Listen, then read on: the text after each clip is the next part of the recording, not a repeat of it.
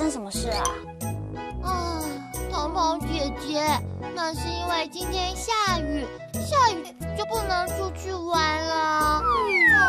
今天是落雨天，下雨天，但是下雨天其实是好事哎。下雨天是好事。彤彤姐姐，下雨天怎么会是好事呢？下雨天当然是好事啊，因为你想想，如果每天都是后天、晴天的话，那对农夫来说就不太好了对农夫不好，为什么呢？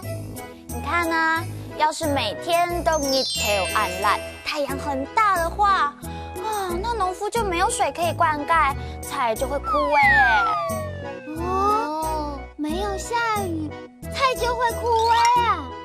当然啊，到时候我们就没有新鲜的蔬菜水果可以吃哦。那我最爱吃的苹果也会没有了吗？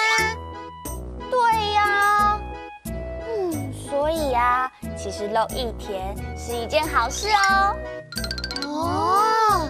原来如此。今不你嘅天时用班，今天的天气怎么样？今不你嘅天时用班，今天的天气怎么样？后天，晴天，后天，晴天。点点，你觉得今天的天气怎么样呢？今天天气很好，是后天。日頭暗辣，太阳很大。日頭暗辣，太阳很大。太阳很大，可以出去玩的天气是什么天气呢？日頭暗辣是指太阳很大。落雨天，下雨天。落雨天，下雨天。今不日嘅天時用班。今天是落雨天。